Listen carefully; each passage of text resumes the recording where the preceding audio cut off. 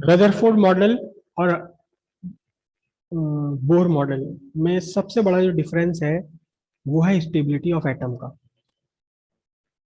Stability of atom, Rutherford model ने stability of atom explain नहीं किया कि एटम स्प्लिट क्यों, एटम खत्म नहीं हुए जा रहे, जबकि बोर मॉडल से स्टेबिलिटी बिल्कुल पक्की क्लियर हो गई। और स्टेबिलिटी देने के लिए बोर ने कंसेप्ट दिया, concept of stable energy level, और कहा कि जब तक इलेक्ट्रॉन स्टेबल एनर्जी लेवल पर है ना तो ये एमिट करेगा अपने अंदर से कुछ भी, और ना ये अपने अंदर एब्जॉर्ब करेगा, ना तो ये एक्सेप्ट करेगा ना ये एमिट करेगा, कुछ भी नहीं करेगा कब तक, जब तक ये स्टेबल एनर्जी लेवल पर बना हुआ है। और उस स्टेबल एनर्जी लेवल के लिए कंडीशन क्या दी, उन्होंने कंडीशन दिया कि angular momentum of the electron must be equal to integral multiple of h upon 2 pi. Clear है? ये तो बात उन्होंने निकाल ली कि इंटीग्रल मल्टीपल होना चाहिए एंगुलर मोमेंटम h अपॉन 2 पाई का, यानी 1 इंटू एच अपॉन 2 पाई, या 2 इंटू एच अपॉन 2 पाई, या 3 इंटू एच अपॉन 2 पाई। जहां ये कंडीशन फुलफिल हो रही होगी उसी ऑर्बिट में ये इलेक्ट्रॉन रिवॉल्व करेगा। लेकिन ये कंडीशन फुलफिल क्यों होनी चाहिए, इसका एक्सप्लेनेशन दिया था डी ब्रॉगली ने। डी ब्रॉगली ने क्या हाइपोथेसिस दी, उन्होंने कहा कि कोई भी पार्टिकल है अगर वो मूव में, मोशन में है, मूवमेंट में है, चल रहा है, तो उसमें वेव नेचर होनी चाहिए, क्योंकि वेव पार्टिकल की तरह बिहेव करता है, तो फिर पार्टिकल को भी कहीं ना कहीं बिहेव करना चाहिए वेव की तरह। और हमने इलेक्ट्रॉन की वेलोसिटी फाइंड करी थी of the order of 10⁶ metre पर सेकेंड। याद कीजिए, फर्स्ट ऑर्बिट में जो हमने इलेक्ट्रॉन की वेलोसिटी फाइंड करी थी 2 पॉइंट समथिंग इंटू 10⁶ मीटर पर सेकेंड, बहुत बढ़िया वाली स्पीड है, तो बहुत हाई स्पीड है। डी ब्रॉगली ने कहा कि इस स्पीड पर चलता हुआ इलेक्ट्रॉन बिल्कुल बहुत बढ़िया ओरिजिनल कंपनी वाला वेव की तरह बिहेव कर रहा है, एकदम परफेक्ट वेव की तरह बिहेव कर रहा है। और क्योंकि वो अपनी एक ही ऑर्बिट में फिक्स है, तो जो वो वेव बन रही है उस वेव से एनर्जी का ट्रांसफर नहीं हो रहा। जो वेव कंस्टिट्यूट कर रहा है, कौन कंस्टिट्यूट कर रहा है, इलेक्ट्रॉन कंस्टिट्यूट कर रहा है। ये ऑर्बिट, ये न्यूक्लियस, ये न्यूक्लियस, और न्यूक्लियस में घूमता हुआ ये इलेक्ट्रॉन, ये घूम रहा है इलेक्ट्रॉन यहाँ, लेकिन ये घूमता हुआ इलेक्ट्रॉन एक वेव की तरह बिहेव कर रहा है। लेकिन ये जो वेव बनी हुई है, जो वेव बनी, मैटर वेव, जो वेव एसोसिएटेड है चलते हुए, घूमते हुए, रिवॉल्व करते हुए इलेक्ट्रॉन से, ये वेव अपने एनर्जी को ट्रांसमिट नहीं कर रही कहीं भी, क्योंकि ना तो एनर्जी बाहर जा रही, ना कहीं से आ रही एनर्जी, एनर्जी का ट्रांसमिशन नहीं है। वेव है लेकिन एनर्जी का ट्रांसमिशन यहाँ नहीं है। कुछ याद है कौन सी वेव होती है जहां वेव तो बने लेकिन फिर भी एनर्जी का ट्रांसफर ना हो? देखिए ध्यान से, एक्चुअली वेव कौन क्या है, मैं बोल रहा हूँ आपकी सिस्टम में से साउंड निकल रही है, तो साउंड एनर्जी एयर से चल करके आप तक पहुंच रही है, तो हम कहते हैं कि वेव, साउंड वेव चल रही है।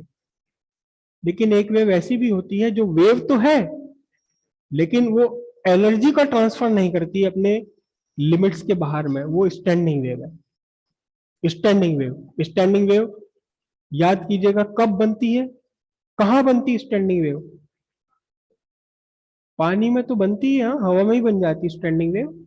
ऑर्गन पाइप्स आपने पढ़े हैं,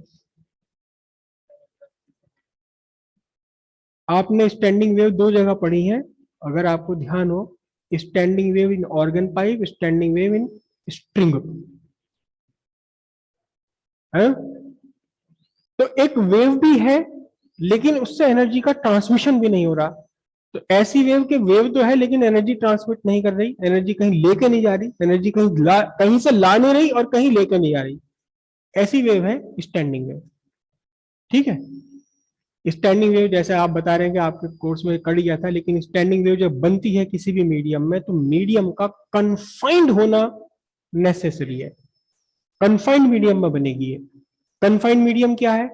जो ये इस समय आपके इन कॉलम्स के सामने की एयर है, it is open medium, it is open medium, कि यहां से वेव चल करके कहां तक जा सकती है, दूर तक जा सकती है, ये ओपन मीडियम है। लेकिन जब वेव्स का फॉर्मेशन हो एक कन्फाइंड मीडियम में, कन्फाइंड मीडियम कैसे? बहुत बढ़िया वेव का, स्टैंडिंग वेव का फॉर्मेशन होता है जब रस्सी कूदते हैं, एक वहां खड़ा हुआ एक यहाँ खड़ा हुआ और वो रस्सी को घुमा रहे हैं, दोनों घुमा रहे हैं रस्सी को, पूरी रस्सी एक लूप की फॉर्म में घूम रही है और बीच में से अपना कूद रहे हो, तो वो एक तरह की स्टैंडिंग वेव वहां बन रही है। कहाँ सिरे हैं इसके? एक सिरा एक तरफ पकड़ा हुआ, दूसरा सिरा दूसरी तरफ पड़ा हुआ। इस सिरों के बीच में इस ये कन्फाइंड मीडियम हो गया, ये कन्फाइंड मीडियम हो गया। इस कन्फाइंड मीडियम के बीच में वो स्टैंडिंग वेव बनी हुई है। ठीक है, बांसुरी है या वायलिन है, जितने भी आपके इंस्ट्रूमेंट्स हैं, ये म्यूजिकल इंस्ट्रूमेंट, इन सब में या तो किसी स्ट्रिंग स्ट्रिंग स्ट्रिंग में बनती है। जैसे गिटार है, गिटार में तार लगे हुए हैं, सितार में तार लगे हुए हैं, उन तारों में स्टैंडिंग वेव बनती है। या अगर कोई इंस्ट्रूमेंट एयर पर बेस्ड है, बांसुरी, बीन, माउथ ऑर्गन या ट्रम्पेट, इन सब के अंदर स्टैंडिंग वेव बन जाती है। तो हाँ, आवाज आती है, लेकिन स्टैंडिंग वेव अंदर बनती है। आवाज तो इसलिए आ रही है कि वो पूरा का पूरा इंस्ट्रूमेंट कांप रहा है, इंस्ट्रूमेंट का वाइब्रेशन हो रहा है। तो इस स्टैंडिंग वेव बनने के लिए कन्फाइंड मीडियम होना चाहिए। और यहाँ बिल्कुल बहुत बढ़िया शर्त पूरी हो रही है। क्या शर्त पूरी हो रही है? ये न्यूक्लियस है और ये इलेक्ट्रॉन मूव कर रहा है, तो ये जो सर्किल है, जिस सर्किल पर ये मूव कर रहा है, ये सर्किल कन्फाइंड है। सर्किल कन्फाइंड है ना, इसका एक सर्टेन लेंथ है, इस सर्किल की कितनी लेंथ है? 2 पाई आर। तो कन्फाइंड मीडियम में बन रही है, और क्या बन रही है? स्टैंडिंग वेव बन रही है। स्टैंडिंग वेव क्यों कहा डी ब्रॉगली ने इसे? क्योंकि इससे एनर्जी का ट्रांसमिशन नहीं हो रहा, ना तो ये वेव कहीं से एनर्जी साथ लेकर आ रही, और ना ये वेव एनर्जी कहीं लेकर के जा रही। एक और मोस्ट इंपॉर्टेंट कंडीशन है स्टैंडिंग वेव बनने के लिए। स्टैंडिंग वेव का फॉर्मेशन तब होता है जब length of medium integral multiple हो वेवलेंथ की। Length of medium, length of medium is integral multiple of wavelength. यहां से मैंने ये धागा पकड़ा हुआ है, ये तो ये धागा जो है, ये मेरे दोनों हाथों के बीच में इस टाइम ये कन्फाइंड मीडियम बन गया। ठीक है, ये कन्फाइंड मीडियम बन गया मेरे हाथों के बीच में, करेक्ट। तो अब इनके बीच में अगर स्टैंडिंग वेव मुझे बनानी है, तो उसकी वेवलेंथ, उसकी फ्रीक्वेंसी इस हिसाब से हो कि ये पूरी लेंथ उस वेवलेंथ की इक्वल हो, या उससे दुगनी हो, या 3 गुनी हो, 4 गुनी हो, या आधी हो, 1/3 हो, या 1/3 पे जो बात बनेगी 1/4 हो। एनीवे आपने किया नहीं तो इसलिए आपको अजीब सा लग रहा है। तो ये जो मेरे दोनों हाथों के बीच में मीडियम बन गया, ये रस्सी जो मीडियम इस टाइम मेरे दोनों हाथों के बीच में, ये कन्फाइंड मीडियम बन गया। दोनों सिरे बंद हैं इसके। ये रस्सी ना तो इधर जा रही है मेरे इस हाथ के आगे, ना इधर जा रही, बाकी मैंने बंद कर लिया इसको यहाँ पर। अब इसमें अगर वेव बनानी है मुझे, स्टैंडिंग वेव बनानी है, तो उस स्टैंडिंग वेव की वेवलेंथ का इंटीग्रल मल्टीपल होना चाहिए ये लेंथ, जो कन्फाइंड मीडियम की लेंथ है, ये या तो वेवलेंथ के इक्वल हो, या वेवलेंथ के डबल हो, या ट्रिपल हो। क्लियर है बात इतनी? तो अब यहां से बात सिंपल क्लियर हो गई। उन्होंने ये कहा, डी ब्रॉगली ने ये कहा कि एक इलेक्ट्रॉन, ये न्यूक्लियस, और जो इलेक्ट्रॉन इसके चारों तरफ रिवॉल्व कर रहा है, जो इलेक्ट्रॉन रिवॉल्व कर रहा है, वो इलेक्ट्रॉन सीधे सीधे मूव नहीं कर रहा। अगर हम उसे वेव की फॉर्म में माने, वेव की फॉर्म में माने, आपने स्टैंडिंग वेव नहीं पढ़ी है तो आपको शायद नोड और एंटी नोड का भी फिनोमिनन याद नहीं होगा कुछ। नोड्स बनते हैं, एंटी नोड्स बनते हैं।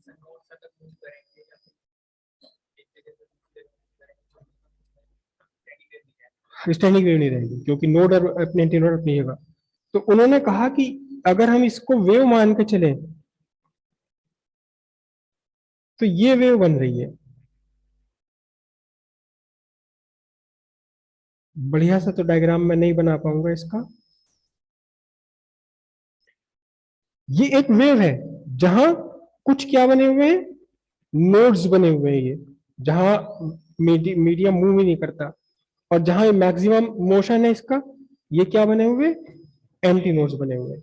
ये यहाँ एंटी नोड्स बने हुए हैं, एंटी नोड्स है, एंटी नोड्स है बीच में, और ये नोड्स बने हुए हैं। और ये कब बन रहे हैं? क्योंकि ये पूरा का पूरा मीडियम, इसकी लेंथ किसके इक्वल है? वेव लेंथ का इंटीग्रल मल्टीपल के इक्वल है। तो फिर आपकी total length of, for the formation of standing wave, length of confined medium कितना होना चाहिए? Integral multiple of wavelength. अब ये लेंथ ऑफ मीडियम कितनी है, ये कितनी है, 2πr is equal to what, n lambda. अच्छा, डी ब्रॉगली के हिसाब से लैम्डा कितना होता था हमारा, लैम्डा होता था, बोलो, h बाय p, यानी h by mass into velocity. अब यहां सब्स्टिट्यूट कर दीजिए आप, क्या बना, 2π is equal to n h by mv। अब ध्यान से देखना जरा, ये मैं इधर ले लूं, क्या बन गया, m v r is equal to n h upon 2π। ये क्या चीज है, ये क्या है, angular momentum. Angular momentum is equal to integral multiple of h upon 2π। Bohr नहीं बता पाए, लेकिन डी ब्रॉगली ने उसे एक्सप्लेन कर दिया। ठीक है।